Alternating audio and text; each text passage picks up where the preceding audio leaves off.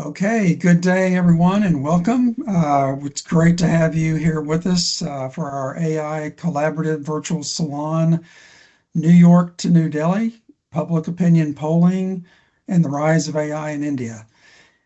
I'm Bill Deckelman, Chief Legal Officer of Anderson and co-chair of the AI Collaborative, along with my fellow Vice Chair, Scott Campbell, President of the Howard Baker Forum, who's co-hosting today with me. We're also pleased to be joined by Zoe Babbitt, who is Director of Programs for the Howard Baker Forum, and Dylan Black, our Research and Program Advisor for the AI Collaborative. So the AI Collaborative is an interactive platform, and it's a program of the Washington, D.C. based Howard Baker Forum in a research partnership with Chatham House, the Royal Institute of International Affairs based in London.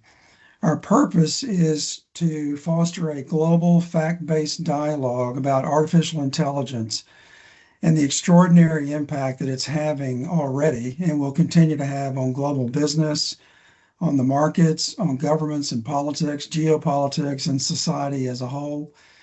As reflected in today's agenda, we want to try to bring focus to key regional issues as well as to broad topical areas. So we all know, in the context of AI, no part of the world and no relevant topic stands in isolation.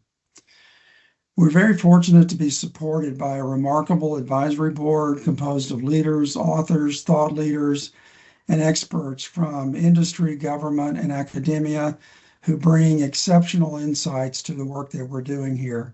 Today, two of our advisory board members, who I will introduce in a moment, will be hosting our special guest presenters.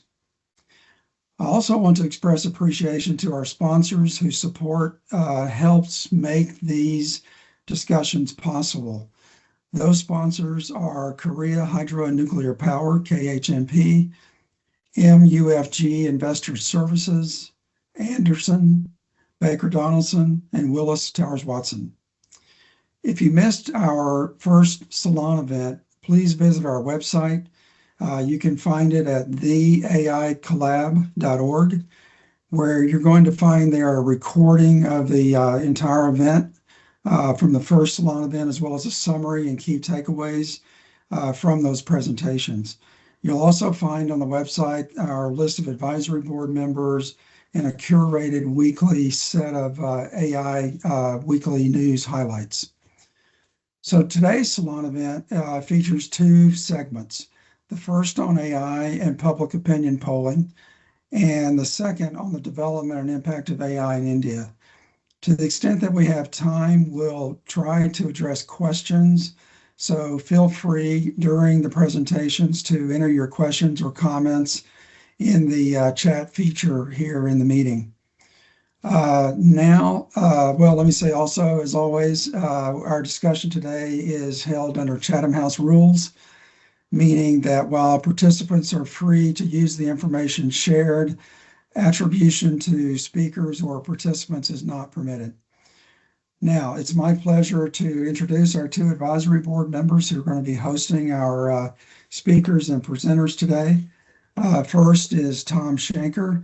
Tom is the director of the Project for Media and National Security at the George Washington University School of Media and Public Affairs, where he guides research at the intersection of media, security, and policy.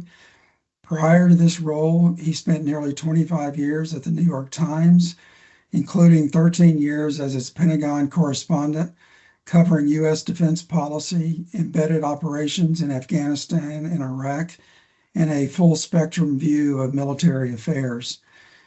A best-selling author, his most recent book is Age of Danger, Keeping America Safe in an Era of New Superpowers, New Weapons, and New Threats. So Tom, thank you. We're glad to have you with us. And secondly, we'll have Dr. Mukesh Aghi. Mukesh is the President and Chief Executive Officer of the U.S. India Strategic Partnership Forum, where he leads efforts to deepen economic, strategic, and innovation ties between the United States and India.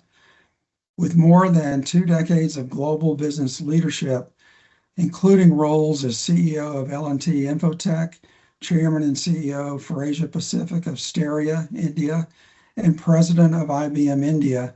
He brings a rich blend of corporate experience and international vision. Academically, Dr. Aghi holds a PhD in international relations, an MBA in international marketing, and an advanced management diploma from the Harvard Business School, reflecting his commitment to both leadership and global understanding. And Mukesh will have two interviews today. The first interview will be live and then followed by a pre-recorded interview as well. And with that, Tom, I will turn it over to you. Thank you. Sincerest thanks to you, Bill, and to Scott Campbell as well. It's a great honor to be a part of this very important effort.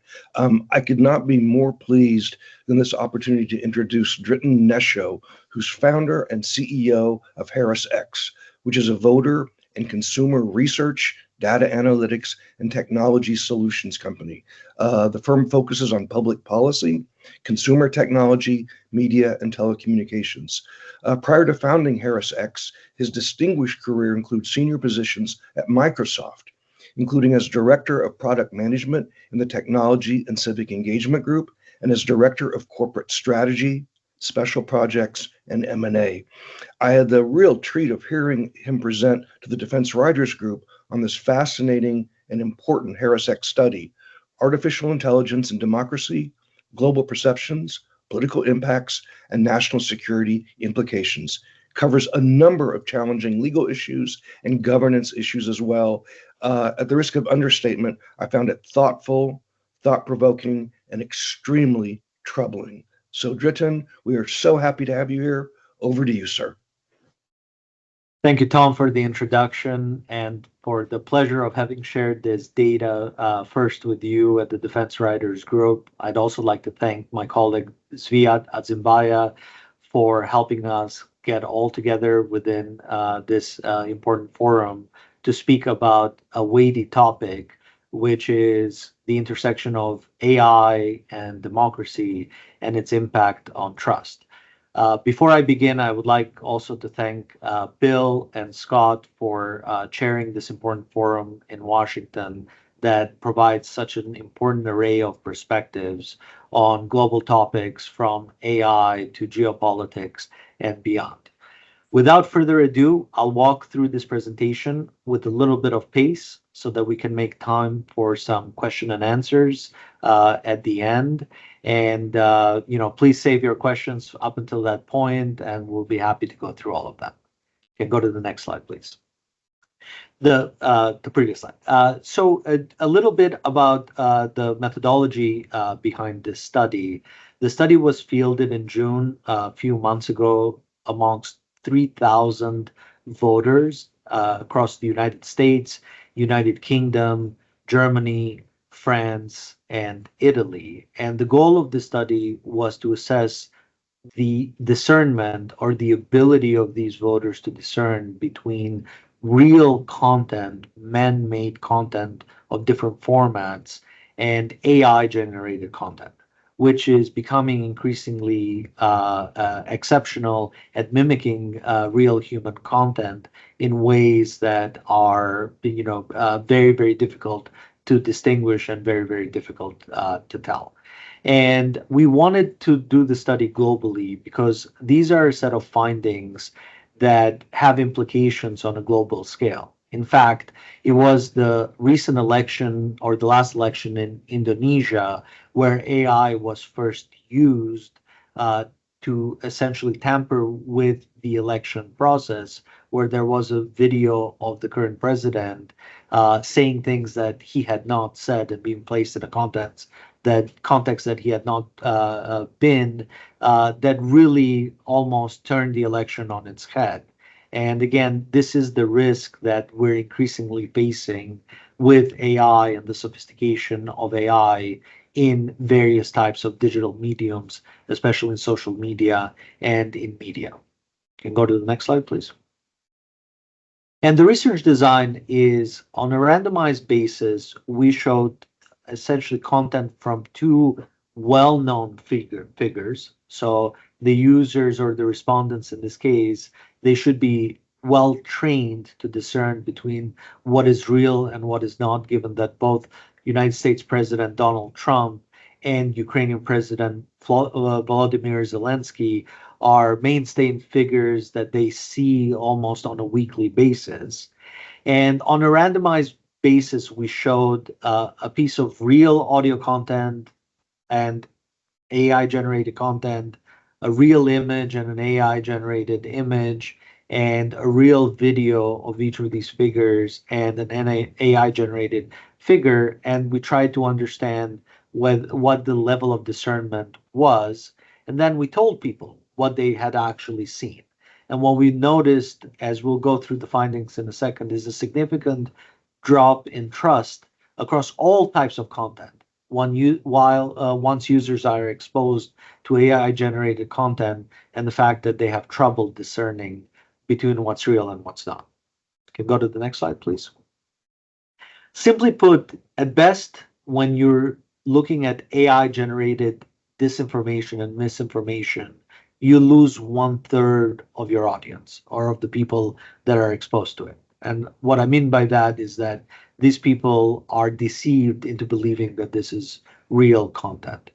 At worst, however, especially when the content is subtle or is done in a tongue-in-cheek, humorous way, or it fits the personality of the individual that it's trying to mimic, you lose over half of the population.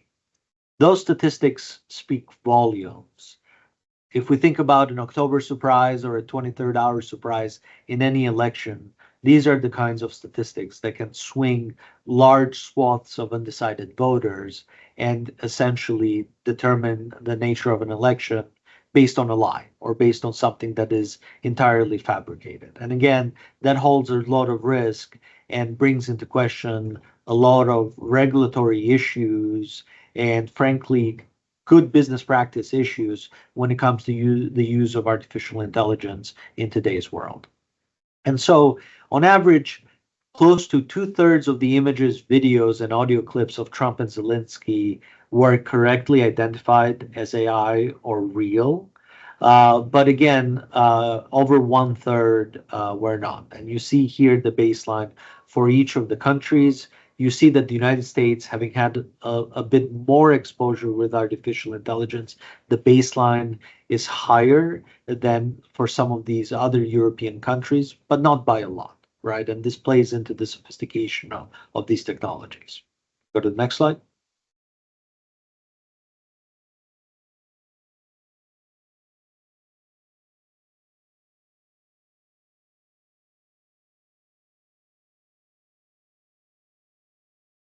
So this is a short clip that was tested. And again, with President Trump, given his style of communication, somewhat bombastic, some might say, viewers are very easily deceived on what's real and what's not. In this case, close to 70% of those who were surveyed correctly identified this as a real clip, including 4 out of 5 in the United States, but 21% did not.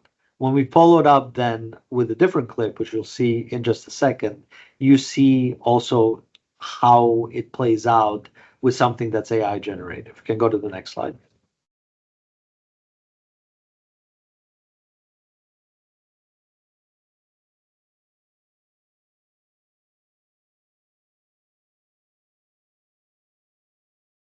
So for those of you who know, Temu is, let's say, a lower end version of Amazon.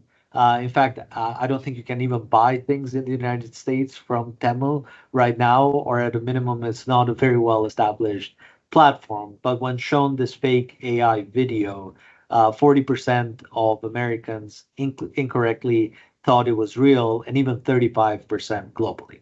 So you see how humor, authenticity, but also being well placed, this type of AI content, it can really start to mislead, and it really lands with audiences. And we've tested both short form videos and long form videos. For the purpose of this presentation, we're including short form because this is what most voters and most consumers are exposed to in social media today as they flip through different content very, very quickly. Okay, go to the next slide. And again, this was a voice.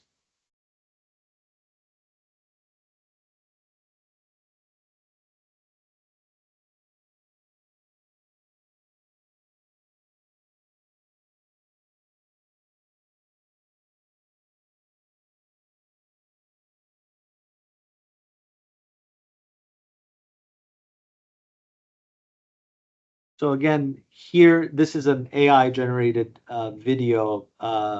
President Trump likes to push the boundaries in his communications about Canada. This goes a step beyond red lines, where essentially he's threatening to invade. And again, 47% incorrectly believe this fake AI video was real. You can see also how these types of situations can frankly lead countries to war when large swaths of the public can't tell the difference between what's real and what's not. And again, this is to show that regardless of the medium, whether it's voice, whether it's video, whether it's an image, the consumers and voters are really easily duped. Here's another example. When we showed people this deep fake of Zelensky, which was a Russian deep fake that they used at the beginning of the war, 75 correctly said that this was AI generated. A quarter thought it was real, even though this has been heavily debunked and heavily covered by media in all of the countries that we studied.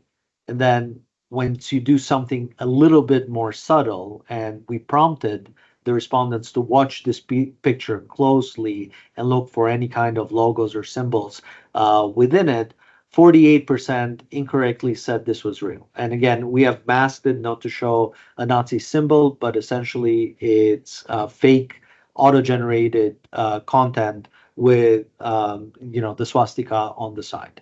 All of this fake content, by the way, were created by our interns in about 10 minutes each, with publicly available software that you don't have to pay for. So again, to highlight part of the problems that we are facing, this is a mass issue.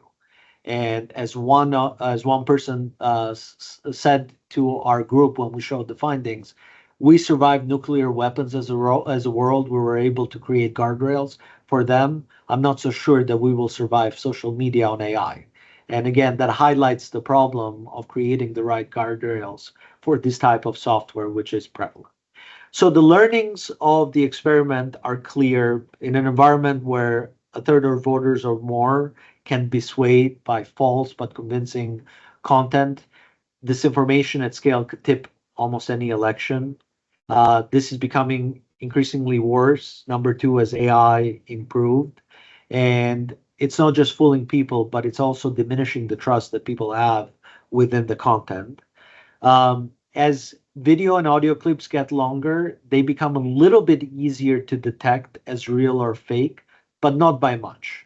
And again, the problem is short clips that will permeate through social media channels that play into how those channels operate. And again, the more absurd the content, the easier it is to spot or fake, but the more subtle and the more humorous and the more authentic the content, the much harder it becomes to recognize. And this brings to question a series of implications. Right now, AI is here to stay, and generally people are enthusiastic about it, with close to 2/3 saying that they are favorable and saying that it will help rather than harm society. But these numbers can change very quickly with these kinds of social disruptions. And this is a problem that the industry itself faces as it tries to self-regulate, or as it should start thinking to self-regulate. If you can go to the next slide. Again, most people at the end of an exercise, they are not confident that they can correctly discern whether content is AI generated or real. So here we're showing the level of confidence. But again, in most of the countries, the majority says that they are not confident after having gone through our experiment. You can go to the next slide, please. Like 7 in 10 believe that AI will put disinformation on steroids. I will say, as a crisis manager, we have worked very closely with American Eagle on the recent Sydney Sweeney controversy, which put the world on fire. Somehow, 60% of the accounts generating controversy within the first week were bots. And this has happened to multiple different high profile corporations engaging in marketing campaigns. Health Cosmetics is one of them. Cracker Barrel is another. And it's really the new reality, whether you're in politics, whether you're in government, or whether you're in business. And people acknowledge this, and rightly so, as a big challenge of artificial intelligence as a technology. Can go to the next slide. And frankly, people say that they don't want AI to be applied everywhere, which again, once we get to the process of regulation, whether it's regulation by government or self-regulation, you see that there's very high rates of disapproval of AI being used in government services, let's say digital ID cards to track where voters are, where consumers are, where citizens are, and then certainly in politics. There's obviously more permissive use cases in healthcare, entertainment, marketing, and education, and voters acknowledge that. 71% say that advancements in generative AI put elections in uncharted territories, and they would support regulations to protect voters from this type of fake content. Go to the next slide. And again, 72%, very much in line with that, would support more regulation around AI, including a majority that would ban the use of generative AI applied to likenesses or the voices of any political candidate. 52% who would criminalize the act of using deepfakes to deliberately harm a political candidate. 50% who want transparency laws, so political campaigns have to disclose how they are using AI tools and in what circumstances. 50% who say we should make social media platforms responsible for any deepfake or AI generated content, and 49% who would mandate labeling or disclaimers for any campaign that uses AI. So there's overwhelming support for these types of regulations. And again, proactive AI policies are both good policy and good politics, and frankly, good business. When we asked whether or not voters in each of these countries would support candidates who have AI policies and regulatory policies as part of their platform, you see that in close to 2 out of 3 cases, and you see the wider range or the more specific range by country, voters would support those types of candidates. So this is also an area of opportunity for those who are running for elected office. And again, we ask who should be primarily responsible for regulating AI. Close to 60% say the government, a majority say the companies that are creating it. Only 26% believe that the courts, which are not as responsive as lawmakers or as the corporations that create these technologies, should be in charge of regulating AI. So there's a clear signal that they want a proactive policy stance when it comes to the regulation of artificial intelligence. And again, we can go through some other slides and we'll stop in a few minutes. If you can go next. We have looked at these perceptions also globally. So here you see a global view.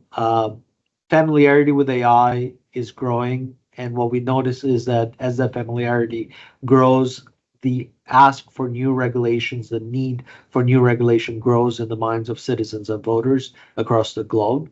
Go to the next slide.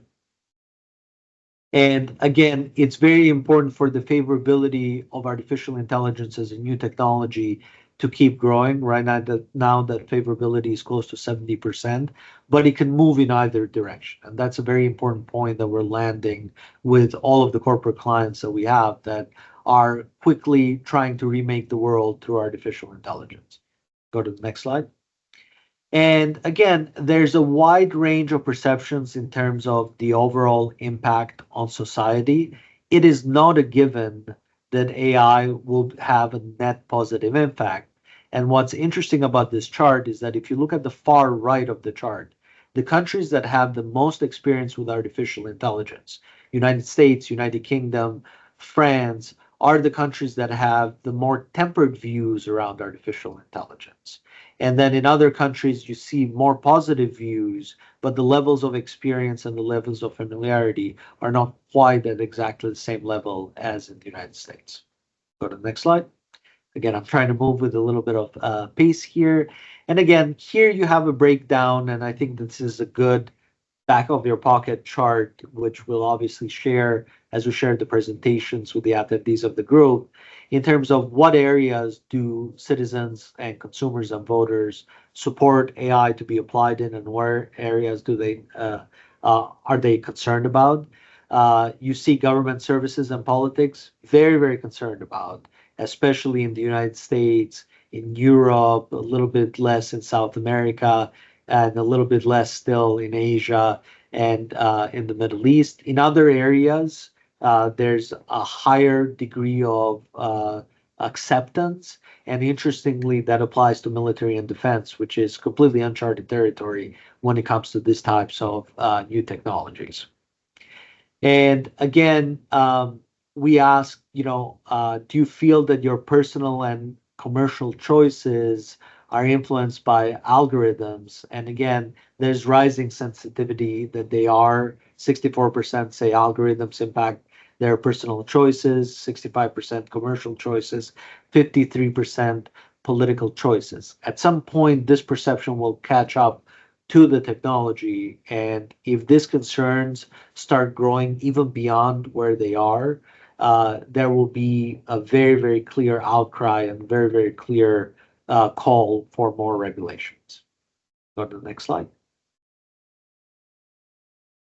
And again, there's heightened concerns, and you see here highlighted in red, a majority of 54% across the globe being concerned that AI might understand citizen behavior, consumer behavior, voter behavior better than they do themselves, which again, it's an underlying theme in all discussions around artificial intelligence. And here we also try to test how comfortable and confident end users are with different potential AI functions.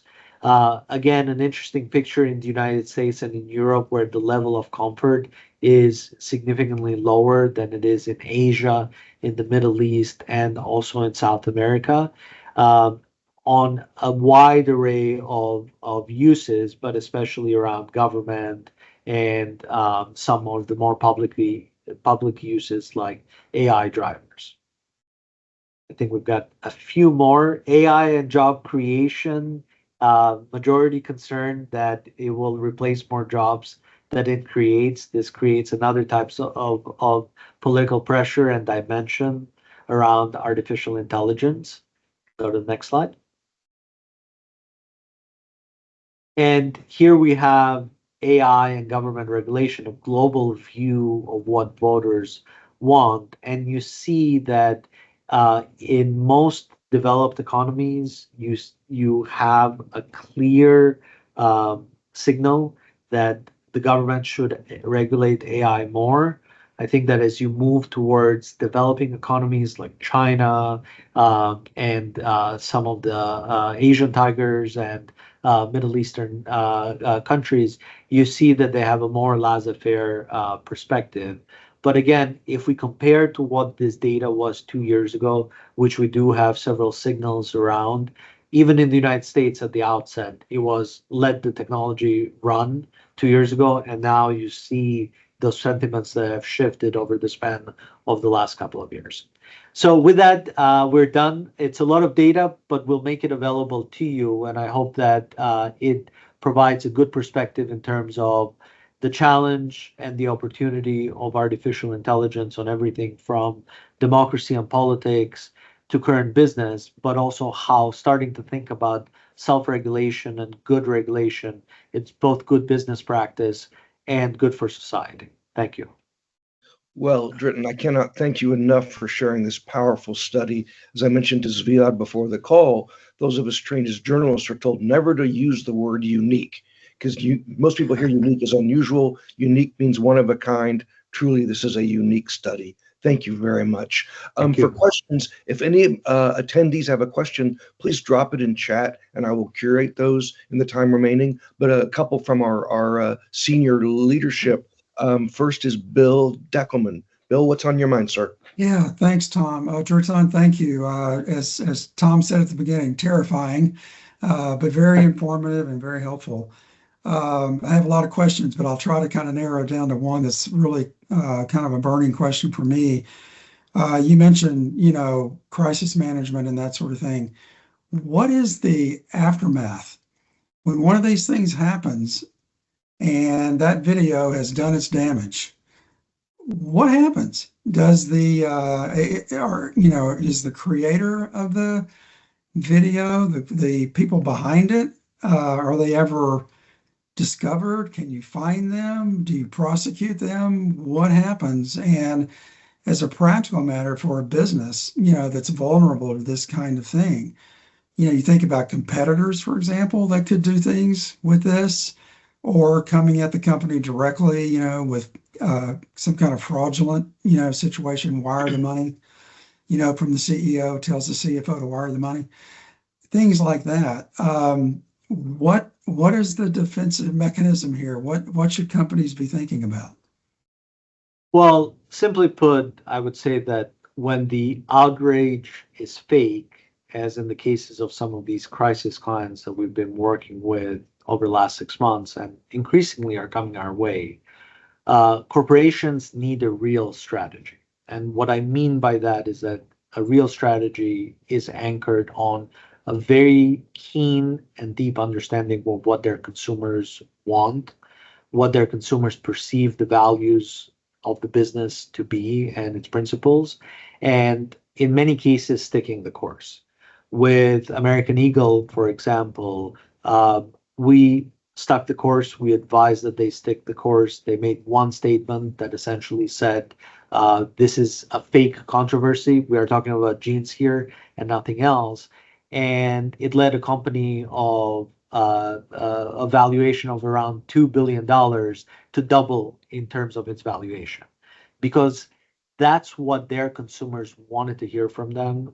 And their consumers felt that this was a fake controversy, and that led to sales, a consistent deluge of sales for the business that again resulted in a wonderful outcome for them. You see other types of companies or entities like Elf Cosmetics, for example, that felt that they needed to apologize, get stuck in a trap of apology after apology after apology. And so the best advice that we have to offer is make sure that you have a real strategy for these types of situations, because these types of situations are becoming increasingly more prevalent. It's very difficult to trace who engineers them. What Churchill said almost 100 years ago holds true today, and maybe more so, that a lie goes halfway around the world and kills your valuation before truth has a chance to put its pants on and react. And I think that in the realm that you operate in, Bill, and many of your partners, we need serious regulation and serious law enforcement mechanism so that when perpetrators are caught and they do bring down great businesses or great reputations based on a lie, there are significant consequences to this. And again, the phenomenon of misinformation, disinformation on social media predates artificial intelligence. We had bots from all over the globe try to bring down websites before and try to amplify different types of misinformation, disinformation campaign. The problem with artificial intelligence is that it learns and adapts and amplifies on a scale of 100x. And again, that is not something that we are prepared to manage in the corporate world. Maybe governments, some governments can do it, but certainly not in the corporate world, So in so many ways, you are in uncharted territory, and the only way to react is to know yourself and to know your customers very, very well, and be very, very definitive about who you are and what you stand for. Thank you. Thank you very much. Scott Campbell, do you have a question, sir? I do. So generally, according to the poll, 72% of the samples support government regulation of AI when it comes to politics, and politics gets the first nod on this, although we just got some terrible ideas what could happen commercially to a company. Easier said than done. But have you all had any sense of how the First Amendment protections for freedom of speech are going to play out as they try to regulate this kind of stuff? Well, I think that's the key question, right? If I create content at massive scale through artificial intelligence, is it the AI generated content? Does the First Amendment apply to it or not? Whether it's been actively created or passively created, I think that so many of these questions will have to be taken up probably by the Supreme Court, right? I think that there are other questions. We developed a lot of artificial intelligence within our company, where we build essentially digital assistant who are data scientists or researchers or technology experts. I could feed that digital assistant all of the videos that I engage in that are work for hire. My company could feed it all my emails, all other types of work for hire, and you create a digital avatar that is a carbon copy of Dritan, right? Doesn't have the creativity of Dritan, doesn't know what I will do in the future, but certainly can mimic me better than I can probably mimic myself in terms of what I've done in the past. Who owns that? Is it the individual that owns that, or is it the business that owns that? So that's another use case that we are being confronted with in the commercial space. And again, in so many ways, we are in uncharted territory, both in terms of what happens in the courtroom and in the courtroom of public opinion. This data, which we'll be tracking and replicating annually going forward, I think we're hoping to give us a sense of the sensitivities of the public and where there is developing resistance for these new types of technologies amongst the public. Let me just ask one follow-up too, taking off of what Bill touched on. How will we know who did this, where they are? And apparently it can be done with fairly available commercial equipment anyway. And you think of the internet and the deep web and all that, you just wonder, is there any way to police this in the first place? I think it's very difficult. Ultimately, there will need to be some kind of digital watermarking for real content that systems can automatically react to. When I was at Microsoft, we would always say that the blockchain revolution goes hand in hand with the machine learning revolution, which is what we called it at that time, or the AI revolution, which is what we're calling it increasingly now. And ultimately, it's two technologies, but one which uses significantly less energy to self-replicate, that's blockchain, versus the other. And the AI is very energy intensive, it's very water intensive, it's very resource intensive. If you have blockchain protocols that self-replicate faster than AI is able to compromise them in a very sophisticated form of AI, then you have some kind of an answer lying right there in terms of blockchain-enabled digital watermarking. But again, all of this technology is very nascent in so many regards, and its application will have to be pioneered by the companies that are developing AI themselves. And I think that the biggest takeaway from this study is it is always in technology, and as we learned at Microsoft many years ago, it's better to self-regulate yourself in measured and thoughtful ways than wait for the government to regulate you, because then that regulation is susceptible to overreach and can stifle the innovation of a technology as it tries to also limit its liability and its harms to society. So I think that there's a lot of questions, which obviously there's smarter attendees that can help answer them. here, but our goal is to make sure that we track as these opinions are emerging at the layman's level, but also amongst elites and amongst experts as well. All right, I'm sorry, Tom, but let me just ask one more question. This is so interesting, then I'll be quiet. Let's just jump over to China very quickly. The internet was supposed to, liberate their people. Instead, it's being used to control their people. Is that giving me the same effect over there? Because if it's hard to find out who did this, it seemed to be a hard time for China as well to keep controls, or maybe they have the technology to do that. I don't know. But what does it mean? What's the outlook for China on something like this?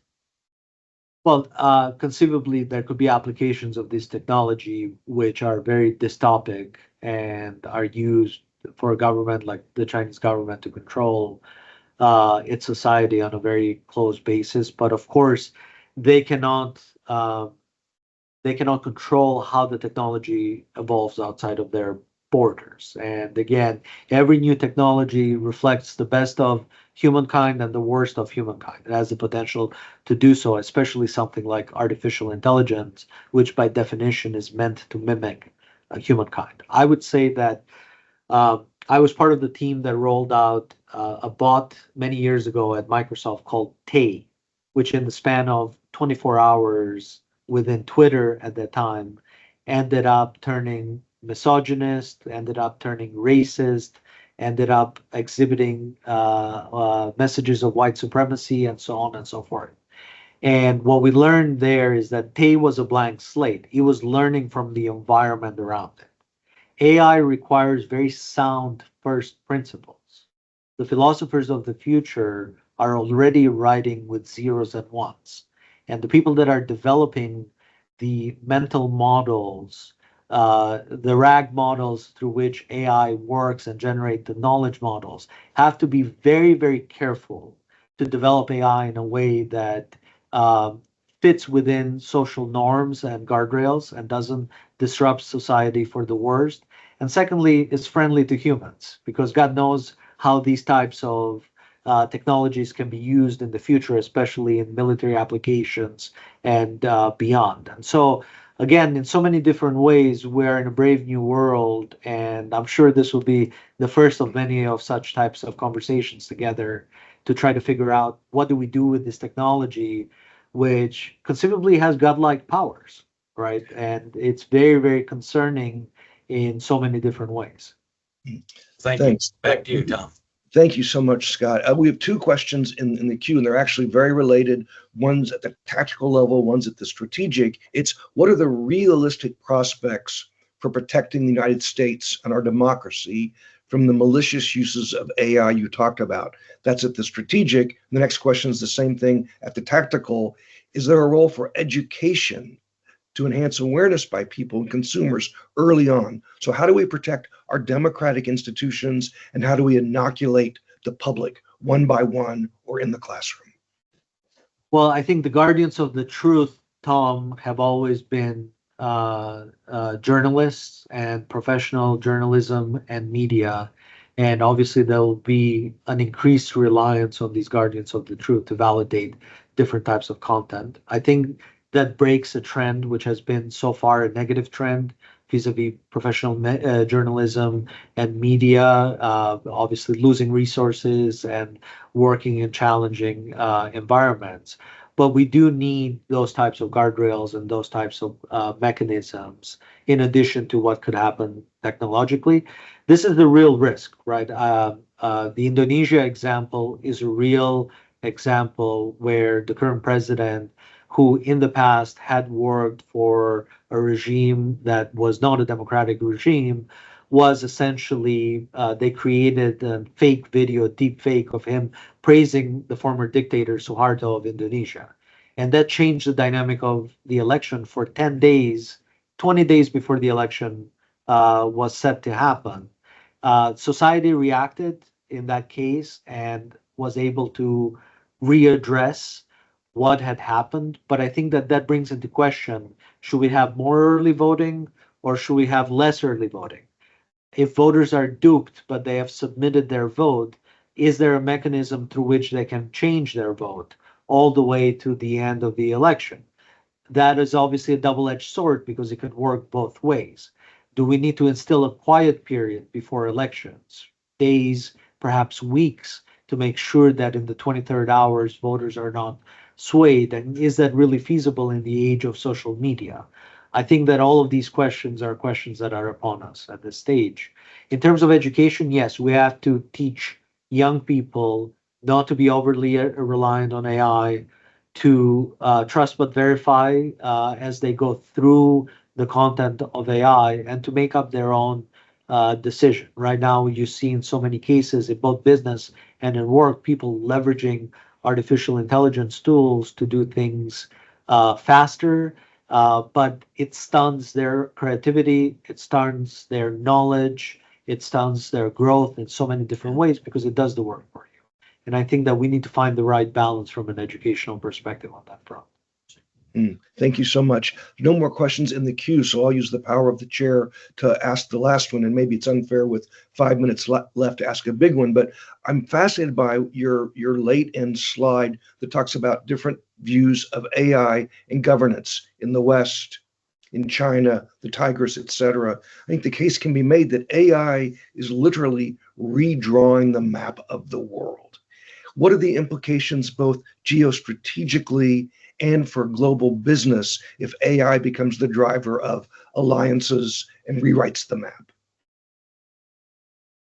I will answer you very simply. I don't know. I think this is, again, a subject for many conversations and possibly a book, Tom, by you, as we go through this. But I will tell you that we are working increasingly with governments around the world to help them understand how AI can be developed, should be developed, despite the infrastructure limitations from rare earth minerals to chips to data centers.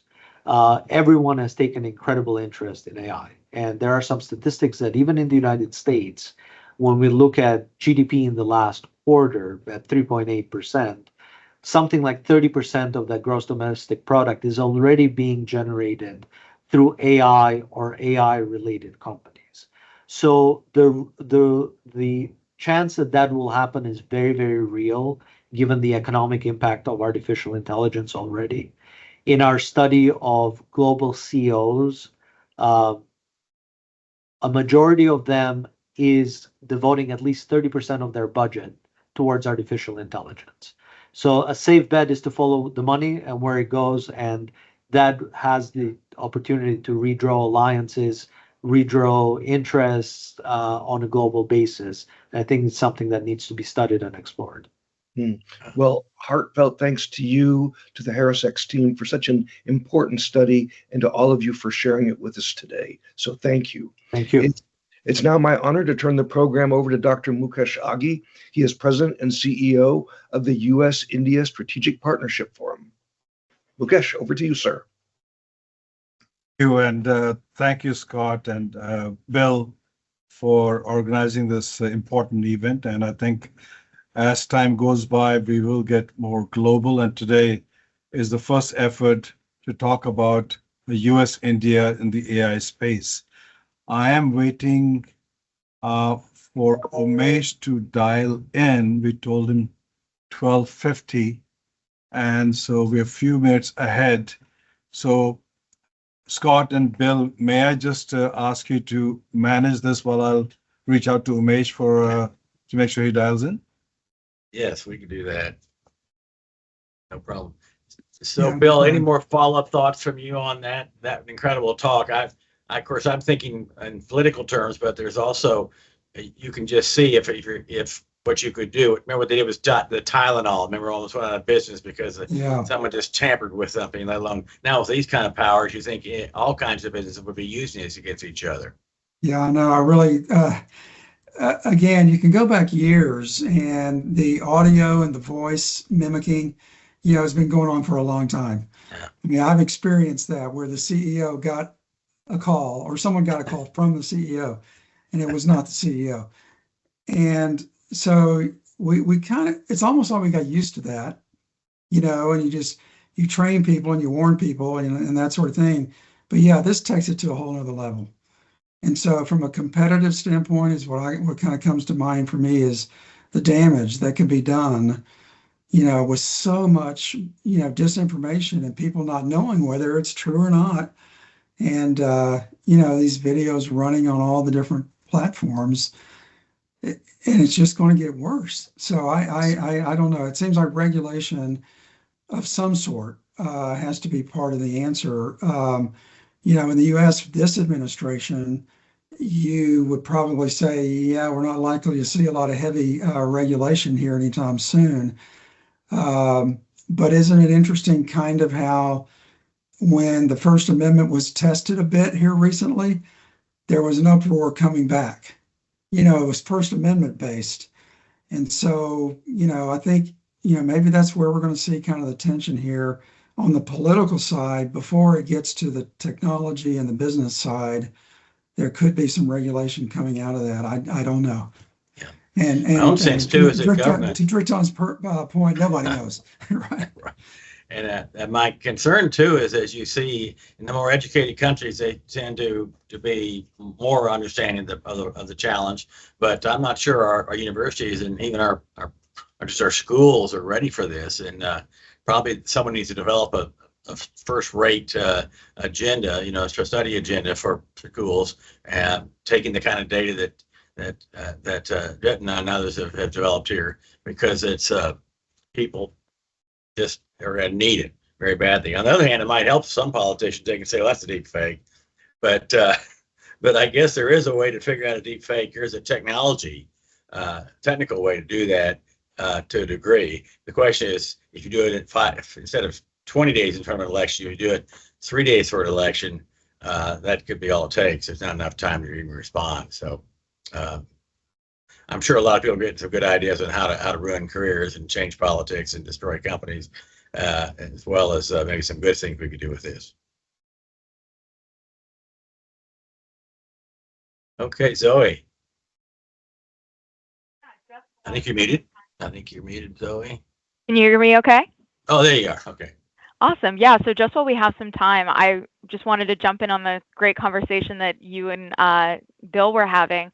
I think something that's so interesting to me is I was so hopeful that my generation and younger generations would be imbued naturally with some kind of AI literacy, but something that I think the presentation made clear, and just living in society as a young adult has made clear, is that is definitely not the case. So Scott, to your point, there is definitely going to have to be some kind of new AI literacy campaign of some sorts, maybe even potentially led by the designers of some of these LLMs and algorithms, to lead a charge on real tangible education for all generations, because it's not just like my family getting tricked by these videos.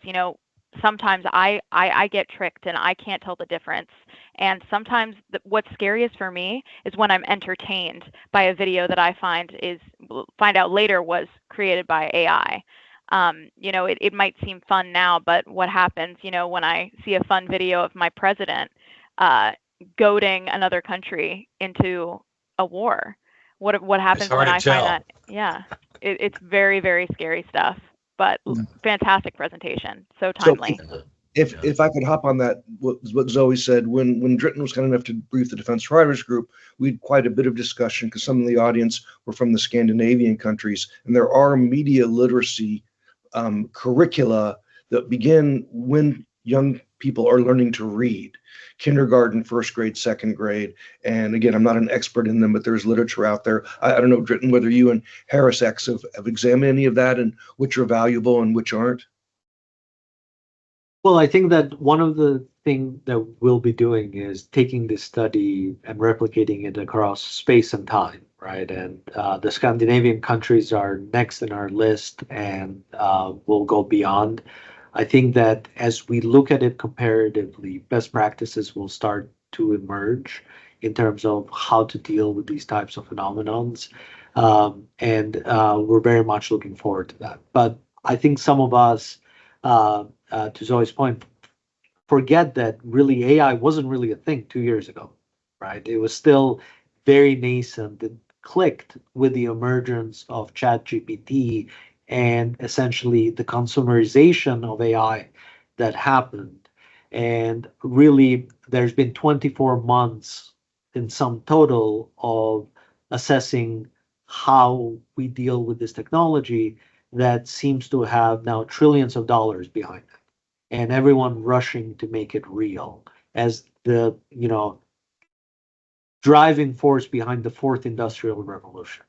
And so I think that we are very much in the early stages. There will be a lot of commotion, a lot of problems as we move forward with it.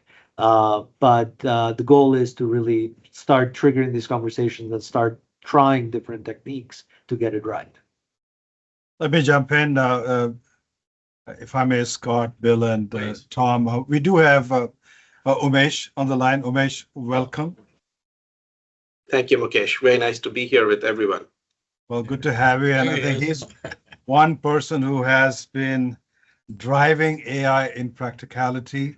I've known Umesh for many, many years, and his company Uniphore is one of the fastest growing AI agentic company in the US and on the global basis. So I think Umesh will be good if he can just talk about Uniphore, and then we can get into more Q&A sessions.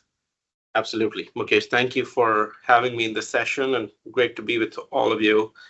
I'm Umesh Singh, founder and CEO of Uniphore. I live and work in Palo Alto in California. My company, Uniphore, that I founded several years ago, was founded in the era of AI before Gen AI or LLMs or agentic AI were as mature as they are today. And so I founded my company serving other businesses with AI in the software as a service era. Today, we find ourselves in a very different situation. Uniphore today is an end-to-end data and AI platform for large businesses. We serve over 2,000 global businesses. Examples, several of which are Fortune 500, the likes of JP Morgan, AT&T, Verizon, Allianz, British Telecom, Vodafone, Saudi Telecom. So across the globe, large businesses use our platform to connect their internal company's data, fine-tune these models for their businesses, and then build agentic AI to drive automation end-to-end. We're a privately held company. We're not public yet. We're a unicorn valued at $2.5 billion. And with the workforce that's between US, Europe, and India mainly. Thank you, Umesh. And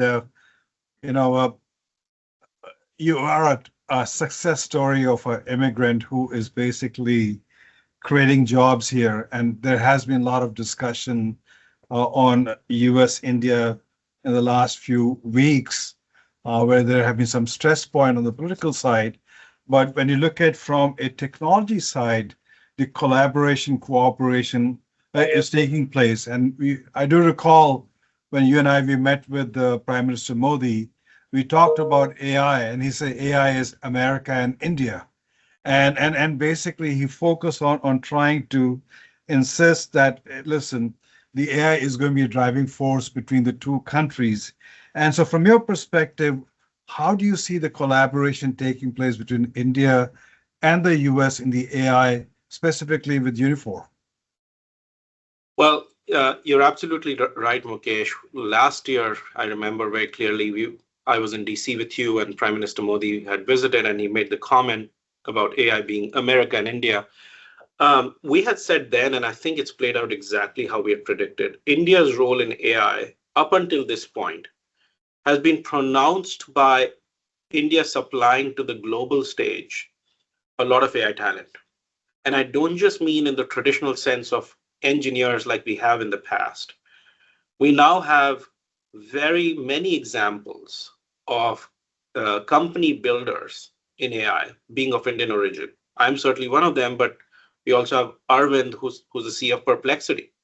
It's become a very fast growing search tool that a lot of us are using. A lot of the top researchers in companies like OpenAI or Google working on these LLMs are of Indian origin.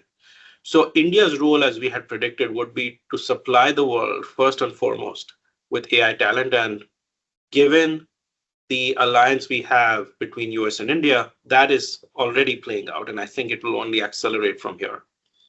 Where I think there are opportunities to do more is, more collaboration in deep research. India certainly is a consumer of American GPUs. India certainly is a close user of American LLMs. As we know, India isn't in the camp of China when it comes to whether it's compute or LLMs. And that makes India a very ripe partner to be doing more deep research with US in the field of AI. And I think in the coming months and years, those will be areas we'll see the collaboration getting deeper. And Umesh, while we have technological collaboration, there is a immigration issue where basically you have administration which is trying to clamp down, but the Indians who are coming in, building companies here, are they basically creating more jobs? Or are they creating more jobs back in India? Because we've done that analysis and you have got through that experience yourself. Well, let me start by my own example, Mukesh. The company I founded, Uniphore, was founded in India. It was a university incubation project at one of the IITs. Today, out of roughly 1,000 people that work in my company, close to 400 are in the US. Between Silicon Valley and New York are two offices.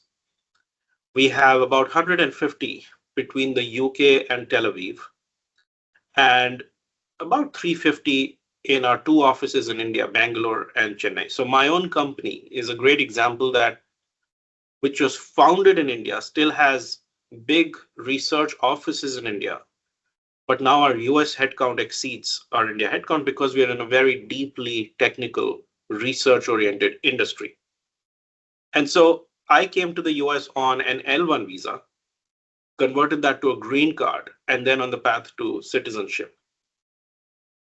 I support one part of what the US current administration is doing, that when I came on an L1 visa and green card, it was frustrating for me to see I wasn't coming here to apply for a job. I was moving here already as a founder CEO of my company. And at that time, it was confusing to me, why isn't there an easier path for a founder CEO moving their headquarters, their investments, their new hiring into the US? I was, in the queue like any other job seeker. So clearing out illegal immigrant or lower skilled immigrant and giving priority to higher skilled immigrant, I think that strategy in principle I support, because the more higher skilled entrepreneurs, researchers that we can attract in the US, the more this country can stay in the lead.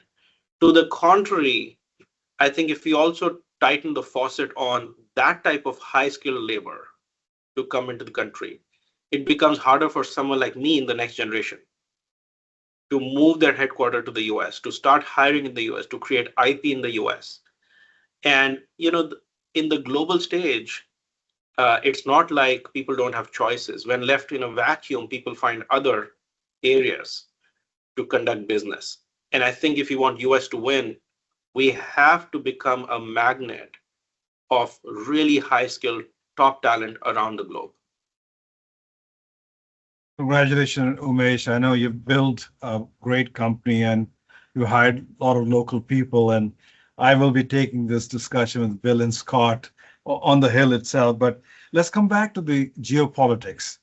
If you look at in the 50s and 60s, US was competing with Soviet Union on the space race. And now that's kind of over. And what we're seeing is some kind of a AI competition happening between US and China. And with a DeepSeek, and then when you look at Tencent, Alibaba, all investing billions of dollars trying to basically focus on AI.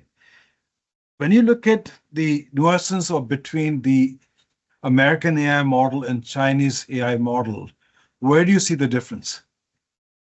So I think you're right in this observation, Mukesh, that if there's one competitor to US in the AI race, and there is only one at this point, let's be clear, it is China. US is very formidable as far as AI is concerned, both in compute, which is GPUs, the middleware, which is the software layer of AI, and then the LLMs. US is today a world leader, but our close competitor, and in some areas probably slightly inching ahead, is China. They're taking a very different approach than the US. Like most things, there is a strong government participation and enablement in China. The LLMs that are coming out of China are very different from what OpenAI or XAI from Elon Musk are doing. Those LLMs are going open source, whereas most of the best US models are proprietary and closed. A lot of the Chinese models, as we in my company, we are pretty technical, we can understand what's under the hood. It's very easy to see those models are quote unquote distilled from the US models. Distilled. So, if I translate this to non-technical terms, if I were to go to a teacher and say, please teach me all your knowledge, the teacher is distilling their knowledge, which is in their mind, to my mind, and I learn over a period of time. The Chinese models are being distilled from the US models, which means they have created techniques to go to a chat GPT or an X-like model and distill the knowledge from those closed models into open models that China is producing. But here are the implications. Open source, we've seen all across the history of software, is very powerful. It has the ability to create adoption more than proprietary and closed source. And in the world of AI, US isn't taking an open source approach. To the contrary, and this is something we have to be super careful. As I go about conducting business, we sell to CEOs and CIOs in Europe, in India, in the Middle East.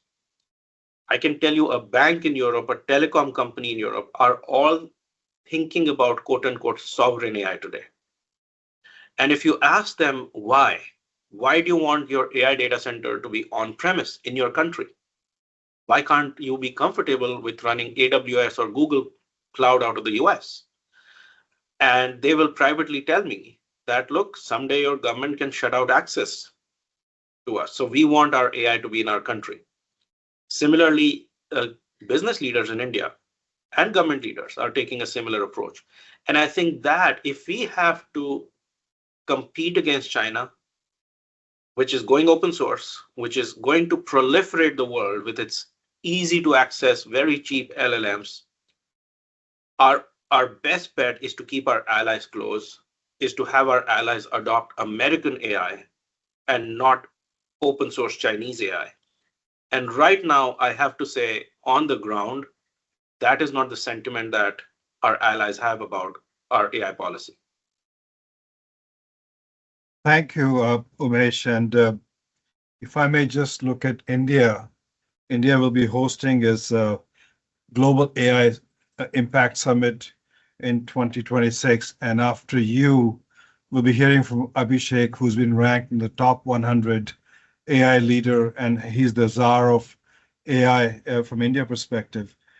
When you look at, and President Macron is coming, other leaders are coming, what do you expect Indian government to do to ensure that India becomes not only a great partner of the United States, but also takes the lead, because you have 1.4 billion people, massive data, and massive investment coming in? So if I had a magic wand and a wish list for what I'd like to see happen, is that India has tremendous strength in two areas which are very valuable in AI. India has one of the largest consumer populations of AI. And AI, unlike software, isn't a one and done thing. You don't just write software once and it runs. AI learns constantly. And AI learns with more usage. The more people in the world use AI, give it feedback, give it thumbs up, thumbs down, your answer was good, bad, AI constantly learns. It's called reinforcement learning. And so India has 1.5 billion consumers of AI. So that's one asset that India has. The second asset that India has is very local nuances of over 26, 27 major languages, as well as use cases for AI which are very unique to an economy like India, which is developing, still population at the base of the pyramid. And so areas like agriculture and healthcare and jobs, there are applications that we can't imagine sitting here in the US, but could be very, very large usage of AI. So my wish list for India would be to focus energy, resources, money, government incentive to create that user base, local applications, local language strength. However, here's what I fear, which is happening today. Because of sovereignty concerns that are prevalent, not just in India, but let me be clear, across the globe, I see the Indian government doing what most Europeans are doing or Middle Easterns are doing, which is trying to invest in local compute, local LLM, which is kind of replicating what the US already has. So if I have a wish list, is that if US can become more open to its allies, can create an atmosphere of welcoming allies to use American AI freely, almost incentivize them, then our allies like India will be focused on building very unique use cases that India can lead on. But right now, I fear that India is being forced, like many other countries, to divert their resources to almost become a mini competitor to the US.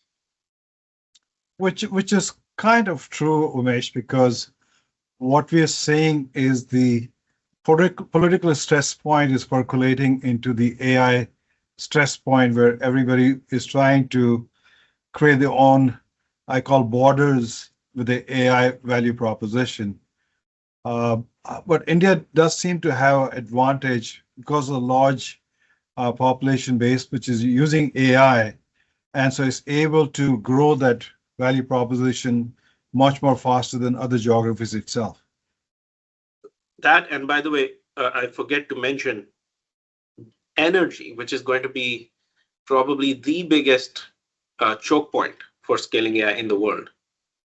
India has abundance now of renewable resources, sun, solar, water, wind. India is making huge investments in those areas. And as a result, it's no surprise that we heard from Google just a few weeks ago about a $15 billion investment in one of the largest data centers outside of US to be placed in India.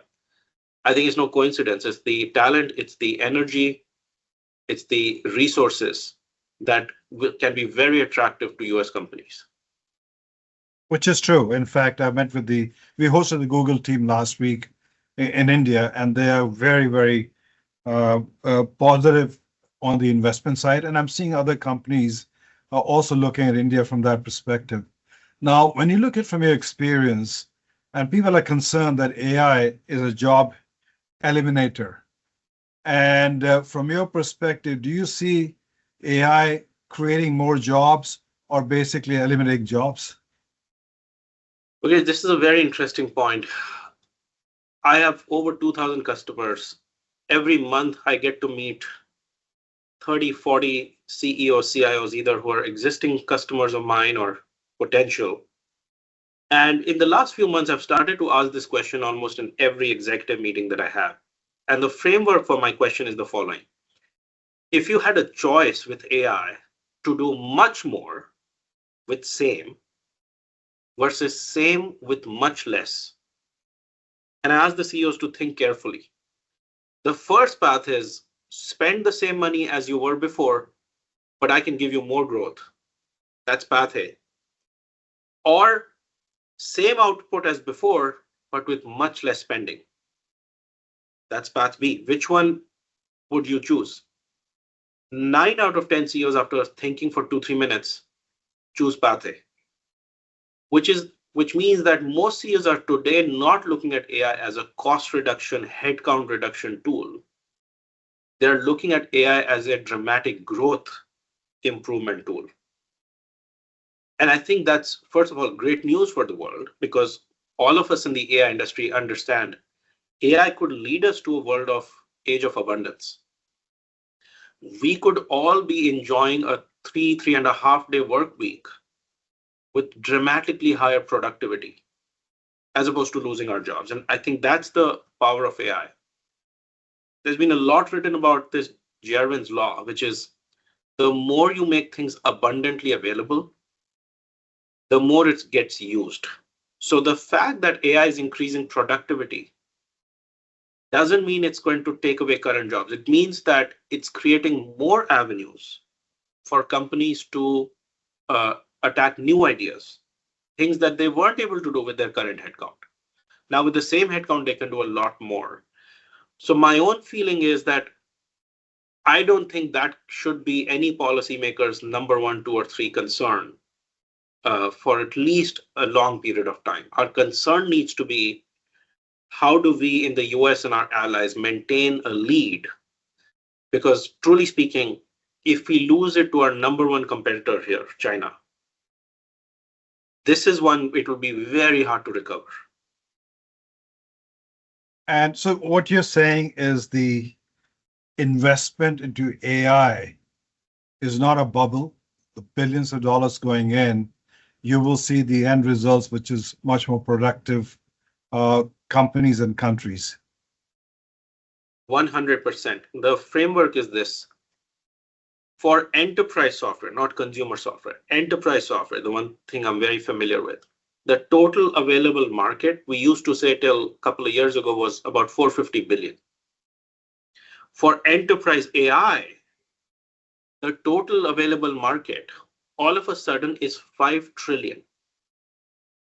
So how did in a couple of years from enterprise software to AI, we 10x the total available market? Because enterprise AI isn't a replacement to enterprise software. Enterprise AI is a productivity tool. It goes beyond software into being able to do things that only in the past human beings could do. And again, instead of looking at it as a job replacement, we need to think of it as a growth opportunity that all our American corporations, Indian corporations, can now grow at a much faster clip. I won't be surprised if 2, 3 years from now, we are seeing US GDP grow upwards of 5% consistently, and the Indian GDP grow upwards of 15% consistently. That is the real opportunity of AI. Oh, fantastic. But the question you have to ask is, while we are looking at AI as a productivity tool, you do have, I would say, actors who leverage this for nefarious activities, either deep fakes from a political perspective, or basically leveraging it during the wartime. What role can private sector play, put the guardrails around to ensure that AI is safe and there's trust factor behind it? So a 2-part answer to this, Mukesh. First and foremost, we saw when enterprise SaaS or enterprise software was taking off, one of the big reasons of successes of a company like Salesforce was that Mark Benioff, the founder CEO, from the very beginning, made trust a big part of their advertisement. That when you use the Salesforce software, he was advertising trust. Apple has consistently shown up in front of consumers with the plank of trust, which means these companies have taken enough care in building their hardware or software that they're asking their users to develop trust when they use that. And the financial results have proven themselves. So I think first and foremost, it's very sound business strategy for any technology business owner, someone like me, that when I'm developing a product or a platform or an AI model, if I pay a lot of attention to trust, in the long run, I will attract more users and it will be great for business. So each one of us, I can take Uniphore as an example, responsible AI is a huge focus. Every time we release a new product, we release a new model, we go the extra mile to first test ourselves against biases that our AI could have. We create visual ways in our product to show people observability, audit trails, for everyone to feel comfortable that if I ever feel like something wrong happened, I can very quickly, at the click of a button, go back and find and convince myself how the AI made a decision, right? So that's called observability and guardrails. The second part answer is, again, as we have always seen, cyber was a great area of similar threat actors, and it created an opportunity for innovation. We've seen some very, very successful American companies in cybersecurity: Palo Alto Networks, CrowdStrike, Zscaler, Rubrik. And again, several of these have Indian origin CEOs now running them. Similarly, as AI presents a new threat vector, and you're 100% right, it is a whole new ballgame. I'm pretty convinced that we are also going to see a few $100 billion companies get created just for AI security as the time goes by. Umesh, you have basically grown Uniphore. I remember from ground zero and down to now $2.5 billion company. When do we see Uniphore becoming a $100 billion company? Well, the good news is, Mukesh, I have age on my side. I still have a lot of energy.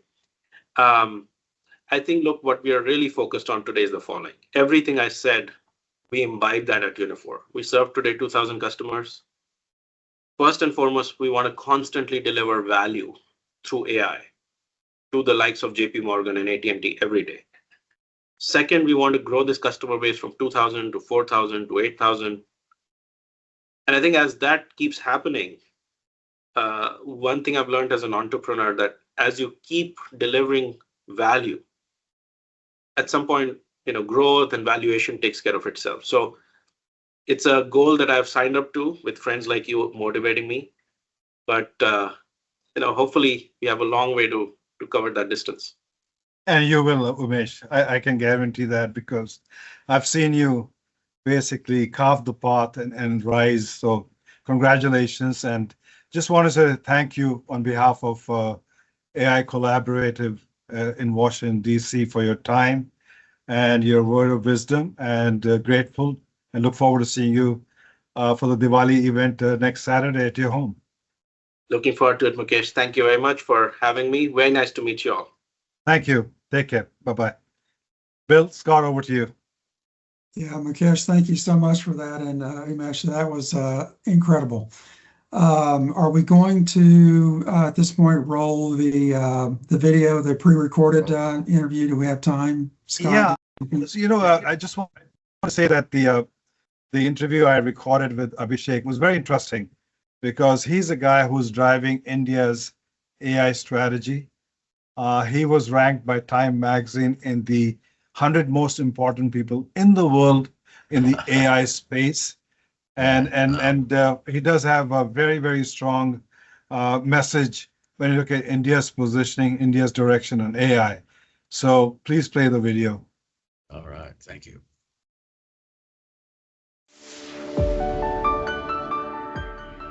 Greetings, everybody. We're delighted that Mr. Singh joined us for this conversation of India's role in AI world. Mr. Singh comes with extensive government experience, almost 30 years, but more important, he is the Additional Secretary in the Ministry of Electronics and Information Technology, and he's also the Director General of the National Informatics Center and the CEO of India AI Mission. He has been, by Time magazine, listed in the top 100 influencer in the AI list itself. And his mission is to basically propel India into global leadership in the AI arena. So, Mr. Singh, once again, thank you for taking the time. And let me just ask, what is the vision of India's AI mission?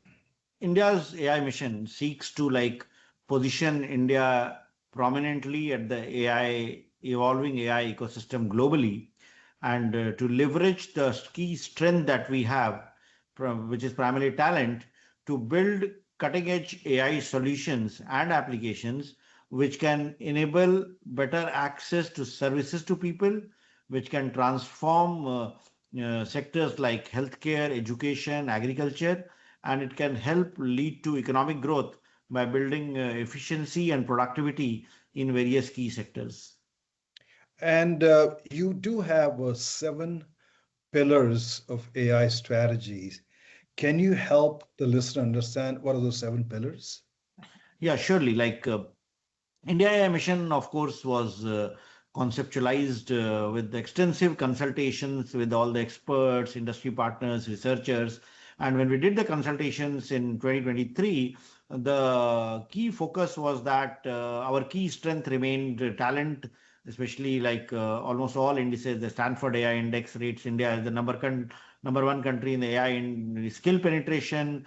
On the GitHub AI repository, we contribute most 20% of the AI projects on the GitHub repository. So it was felt that what is it that is keeping India back, and we are not able to match up to where US and China is, and what we can do to address the gaps. So we identified the gaps, and the gaps were primarily the lack of availability of compute and investments in R&D and promote and support to startups.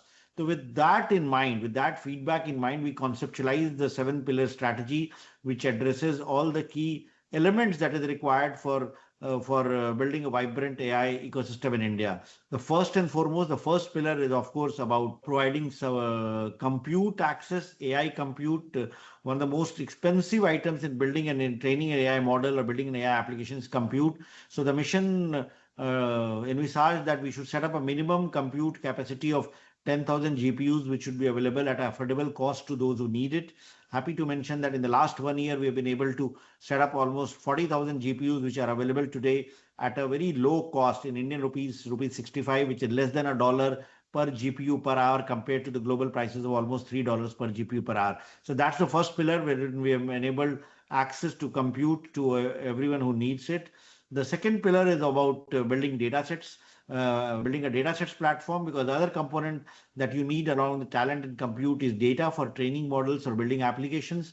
So we have set up AI Kosh, which is a data sets platform on which we have more than 3,000 data sets right now. Plus we have hosted 240 models and tools for cleaning data, for anonymization of data, for building privacy preservation. So AI Kosh is the data sets platform, is the second pillar that we have set up. The third pillar is of course about building Indian foundation models, because currently all the models that are prevalent in India are either built in the United States or elsewhere, where we don't have a model which is trained primarily in Indian languages and Indian data sets. So we have supporting like industry and startups and researchers. So 12 initiatives are being supported by the government by providing the financial support for building Indian models. So that's the third pillar about foundation models. The fourth pillar is about application development initiative, under which we are targeting the key sectors of education, healthcare, agriculture, climate change, governance, in which we are building applications that can be deployed at scale. Happy to mention that in the last 1 year, we have identified around 30 solutions across these sectors, and they are currently being deployed across the countries, being scaled up so that people can use it for like AI-based tool for diagnosing tuberculosis, or AI-based assistant for helping farmers with the right advice, or an AI application for helping teachers, helping students in navigating curriculum, or developing personalized learning plans for students. So that's the fourth pillar. The fifth pillar is of course about skilling.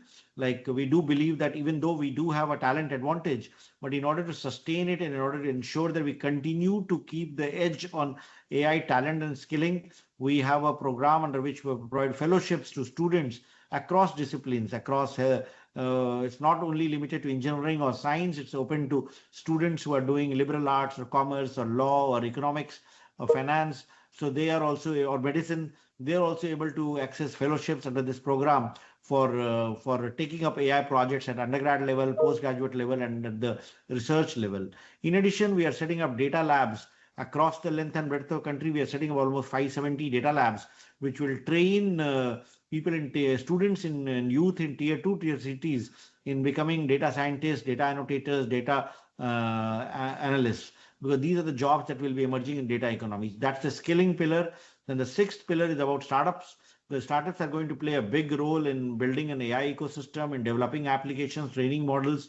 So we have a provision of providing funding support to startups through a fund of funds and working with accelerators and incubators to so that startups are supported under this pillar. We also have a mentoring program under which we link up startups to accelerators globally. And this year in summer, we sent 10 Indian startups building AI applications to Station F in Paris, wherein they partnered with HEC Paris and ran a 4-month incubation program with them. And the seventh and the last but not the least pillar is about the safe and trustworthy pillar, wherein we have set up the AI Safety Institute of India, and we are also working towards developing tools which can help build responsible, fair, transparent AI applications and models. So we have taken up several projects in this under this vertical with our academic institutions, research partners, industry, and startups, wherein we are building tools for bias mitigation, ethical AI certification, stress testing tools, machine learning, privacy preservation, tools for detecting deep fakes, tools for watermarking AI generated content. So these are the 7 pillars under which we are implementing India AI mission. And in the last 1 year, we have made significant progress under each of the pillars. And we hope that the actual objective of building transformational AI projects which can enable better access to services to people, that objective will be fulfilled. Amazing, Mr. Singh, the kind of initiative and effort you are taking along with the rest of the country to take the lead in AI. And as I understand, this is going to culminate in a summit happening in February of 2026. Can you talk about that so we can invite listeners to attend that summit also? Yes, we are hosting the India AI Impact Summit in February 2026, more specifically 19th and 20th of February. And this summit is in the series of summits that started at Bletchley Park in November 2023, UK. And then we followed up with the summit in Korea in May of 2024. And earlier this year, the French AI Action Summit was held in Paris, which India co-chaired along with France. Our Prime Minister was there at the summit along with President Macron, and therein it was announced that India will be hosting the next summit, which we are calling it the AI Impact Summit. The first time the summit is happening in a developing country, in a country of the global south, and we are looking at positioning several key themes at the summit, which ensures democratizing of AI resources and which ensures participation of global south at the global level in the AI discourse. The summit is itself called Impact, and when we're looking at impact of AI, we're looking at the impact of AI on 3 key pillars: impact of AI on people, planet, progress.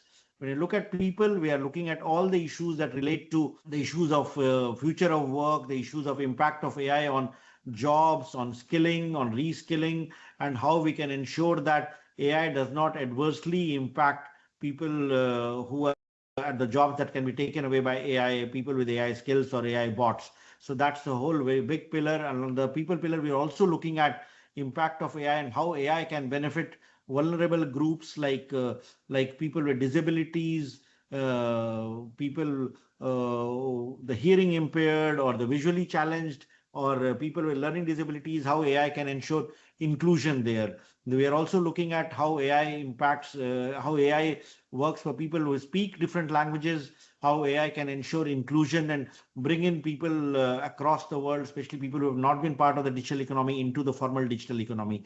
It will also address issues of building safe and trustworthy AI for ensuring that people remain safe, and especially vulnerable groups like women and children are not adversely impacted by AI. So that's the pillar on people. The second pillar is about planet, about how AI will impact planet, and there we are looking at 2 dimensions. One, of course, is how do we build sustainable AI? How do we ensure that AI, whatever we are building, is more energy efficient, consumes less energy? And we also are looking at dimensions with regard to how do we balance the need for achieving the SDG goals with that of building more powerful AI. The other dimension that we are addressing in the planet pillar is that how AI itself helps in addressing issues of climate change, how AI can be used for climate action, how AI can help predict floods, how AI can help predict extreme climate events, and how AI enabled tools can help address these challenges. So that's the planet pillar. And the third pillar is, of course, about progress, wherein we are looking at two dimensions, wherein one is AI for economic growth and one is AI for social good. AI for economic growth will address issues about efficiency, about productivity, about ensuring the different sectors of the economy, whether it's manufacturing, how do we bring in supply chain efficiencies and ensure that we are able to benefit economically. The aspect about social good will ensure better access to services in healthcare, in agriculture, in education, and we'll work around towards building a repository of AI applications in these sectors, which can be used by the global south. The whole summit will also focus on enabling democratizing AI resources, in particular compute, data sets, models, algorithms to countries who don't have access to. In India, we have come out with a very innovative model of enabling low-cost compute accessible to all those who need it. So we are in talks with other countries, part of the working groups, that can we scale this up? Can we build this facility as something that countries, the global south, can address? So that's again one of the key objectives in the summit. Along with these themes, we also have several other flagship events that we have planned. We are doing 3 innovation challenges. One is a global innovation challenge in which we will be recognizing AI entrepreneurs, startups, researchers who are building impactful AI solutions. So one similar innovation challenge is for women-led startups and women researchers and women entrepreneurs who are building AI applications. And the third challenge is for youth, for students below the age of 21 who are building impactful AI solutions. In addition, we have a research symposium in which researchers will come and present their papers at the summit. We also have Pitch Fest, in which chosen startups will be making pitches to VCs who will be providing funding support.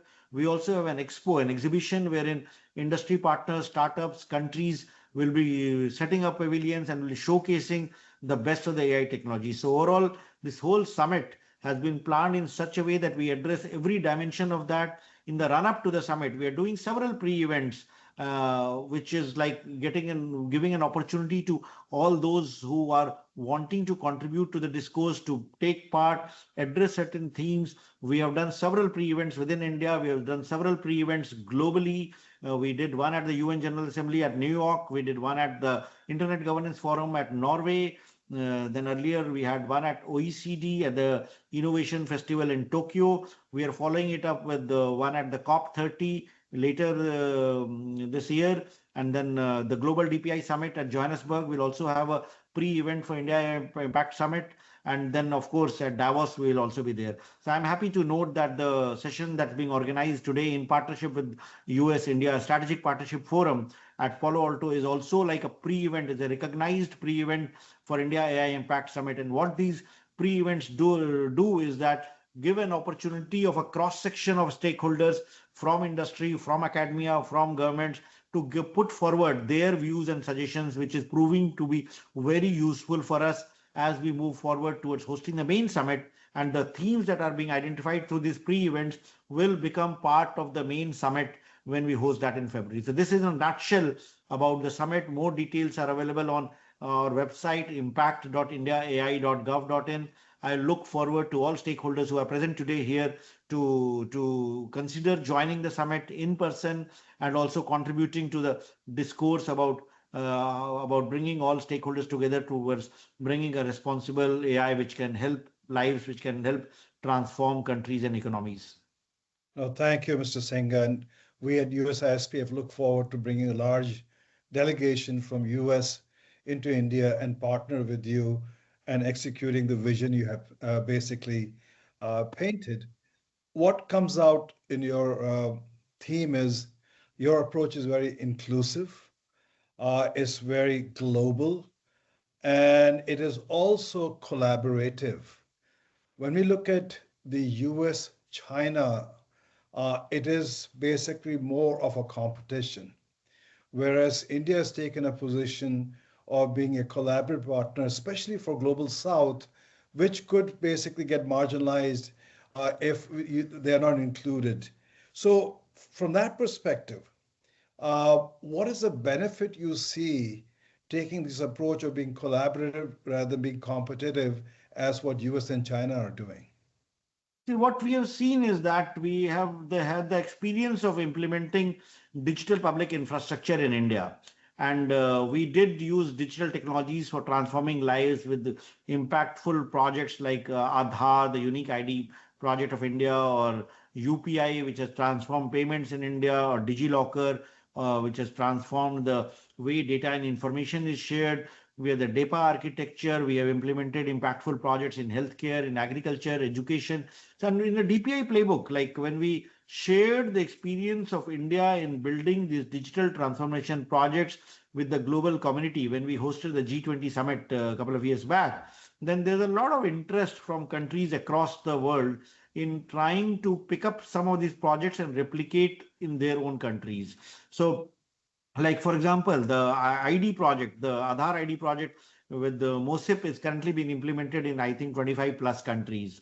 Similarly, several countries have adopted the UPI kind of model. Some countries have like integrated their payment systems with the UPI. Countries like Brazil have built a similar system called PIX, which is again payment system which is similar to the UPI. DigiLocker also, we have got a lot of interest by several countries who are trying to replicate similar models in their countries. So our Prime Minister kind of during G20 offered these products as a global DPI repository to the global community. So learning from this and the kind of interest that the countries of Global South have shown in India's leadership in building transformational digital projects which work at the population scale, we believe that we have the capability and we have the opportunity to build AI applications at scale, especially in the sectors of healthcare, agriculture, education, and many of the solutions that will work in India at population scale will also have a fair degree of working well in other countries. So we are willing to share this expertise and knowledge in the spirit of partnership, and that's what drives us. And ultimately, when we do this, when the whole world joins in kind of identifying such solutions and sharing it, it leads to larger global good. So that's the whole objective, that's the whole motivation for India for hosting this summit, or for India looking at such objectives in working with like-minded countries, especially countries of the Global South, to ensure that we also have a seat at the high table, and when we work out bigger issues like global AI governance and related topics. Absolutely. I think India is taking the lead, and India will shape some of the policy framework on a global basis. Now, we talk about AI. It can be a force for good, or it can be a force for not good. And you have emphasized in your earlier comment that you want to envision AI as a democratization force of the world. Can you explain that? What we do believe is that this is a transformational technology that can empower people in multiple ways, that can help benefit us in becoming more productive, more efficient. And the one key example that I will give is that what do we do? Like most of us have started using, especially the Gen AI tools. AI has been around for a long time, but after the Chat GPT moment, AI has become more productized, and we all have become users of AI. But when we use AI, what do we use it for? We are able to use it to do more with less. I'm able to save time. I'm able to read documents faster. I'm able to analyze documents. I'm able to compare balance sheets. I'm able to research faster. I'm able to code better. So if ultimately results in efficiency gains. So we do believe that these efficiency gains can be possible in other sectors of the economy also. It can help make a farmer more efficient. It can help a farmer decide about what agriculture practices he should do, how much fertilizer he should use, how he should reduce his input costs, how he should maximize his income. So ultimately, it will make the farmer more productive. Similarly, a small businessman or MSME or a factory maker will be able to optimize his input costs, decide where to get the raw materials, how much inventory he should hold, which markets he should access, what product mix he should have in his product. So ultimately, AI has the power of democratizing access to knowledge, making people more efficient, which will help them become more productive. Their yields will go up, their incomes will go up. So we do believe that for a country like India, if we have to move from a $4 trillion economy to a $30 trillion economy and become a developed nation, it will play a big role. So towards that objective, we are working towards making this technology work for India. And we do believe that while there are risks, there are adverse effects, like the technology can be misused, abused, but we can always build guardrails which will ensure that we use the technology in a positive sense. Like, and it's true for every other technology. Like, for example, automobiles. When we have cars, in order to move fast, we need good brakes. Similarly, for AI, in order to leverage the power of AI and able to ensure that we are able to use it in the right productive manner for helping people rather than causing harm, especially. And when we talk of harm, we look at it from the point of user lens. Like, does use of any AI application result in any harm to individual user or a group of users? And the challenges there are, like, for example, using AI for child sexual abuse, or using AI for creating content which can lead to harassment of people by creating deep fakes. In democratic countries, that poses a big challenge. Like, deep fakes can lead to a lot of challenges, especially in a country which is as diverse as India with multiple social challenges. We need to limit that. So the idea is to take necessary efforts to regulate those applications which result in user harm, but in general be pro innovation and ensure that technology is largely used for larger social good, whether it's in enabling access to education, healthcare, financial services, better agricultural practices. So that's how we balance, but in a way, we prioritize innovation over restraint. And basically, will this eliminate jobs or create jobs? It will create jobs. It will create jobs, and it will create jobs for people with AI skills. And people without AI skills will run into a risk of losing jobs to people without with AI skills. Great.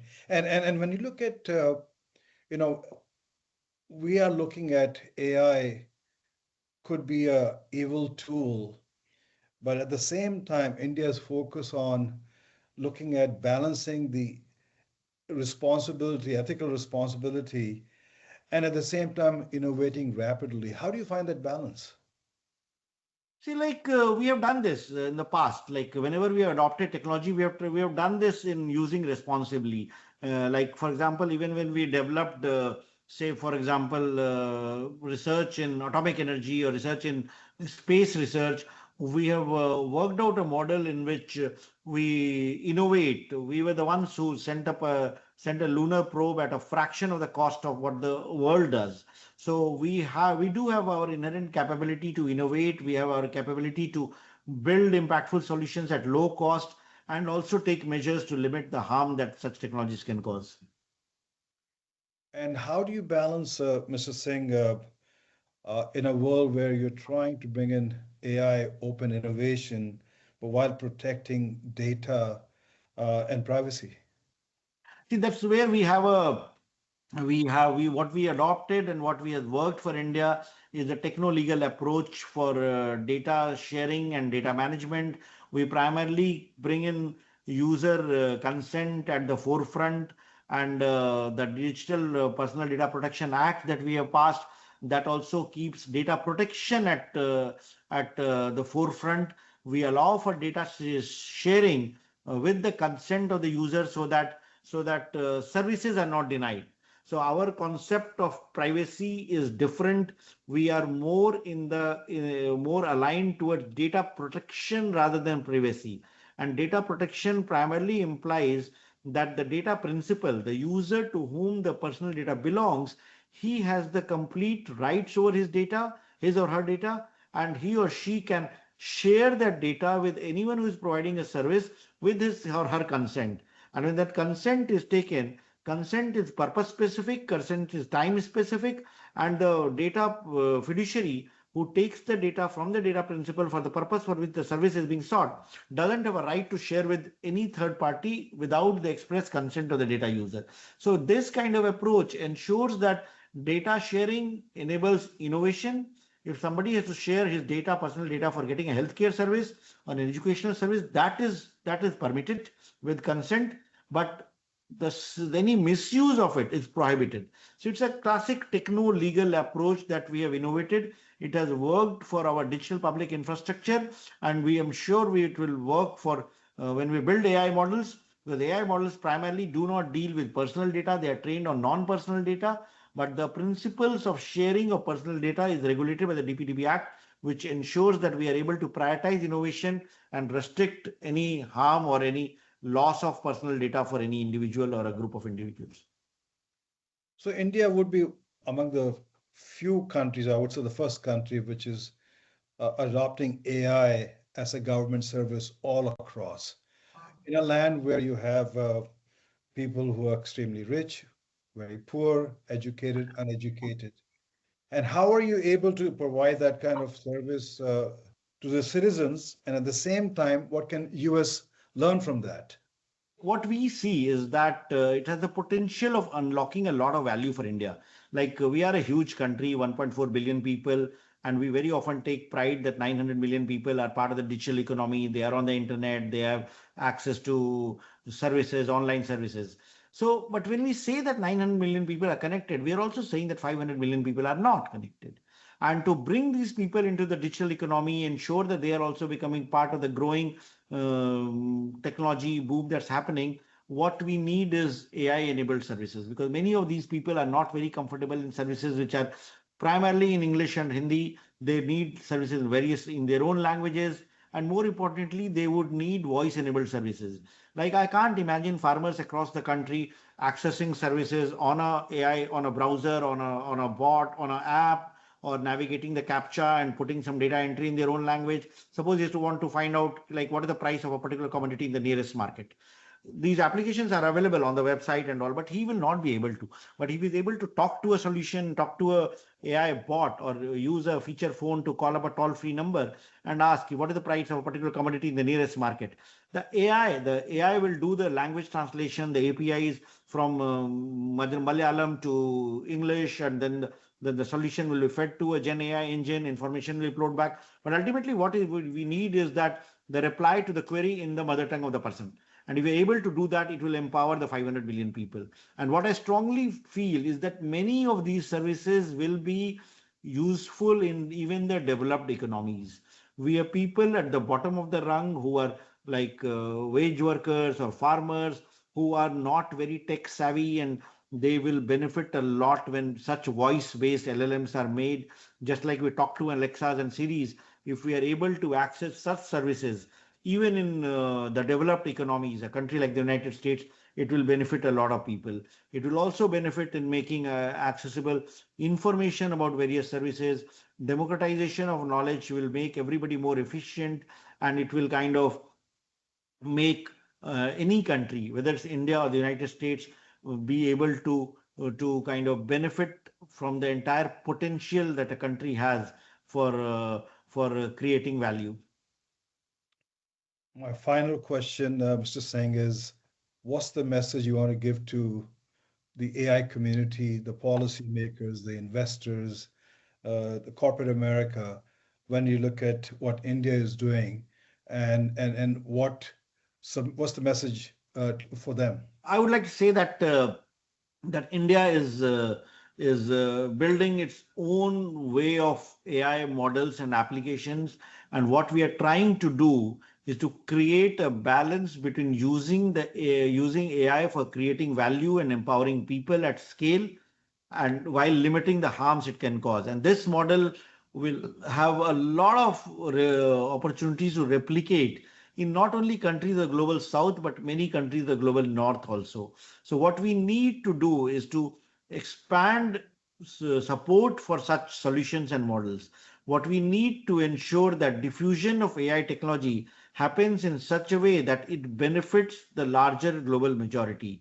What we need to, especially countries like US, on whom we are very much dependent on the technology support. Like for example, the entire AI compute comes from the United States. Most of the premium, the high-end AI models come from the United States. So we look at a sustained partnership with the tech companies of the United States and with the government of the United States in ensuring that the talent of India and the technology of the United States goes on to create trust in this whole partnership, and we create value for both the countries, for companies, for investors. There are hundreds of Indian companies who are creating impactful AI solutions, and there is a huge opportunity for investors to invest in them and kind of benefit in not only contributing to creating global impactful solutions, but also benefit economically from that. So huge opportunity. Would look forward to welcoming the key stakeholders to the Impact Summit in Delhi in February and continuing these discussions in what ways we can work towards mutual benefit. Mr. Singh, thank you very much for your thoughts, being very transparent, grateful for your time. Look forward to collaborating with you and look forward to seeing you at the AI Summit in February. Thank you and have a wonderful day. Thank you. Thank you, Mukesh. It was a pleasure talking to you. Thank you. Bye-bye.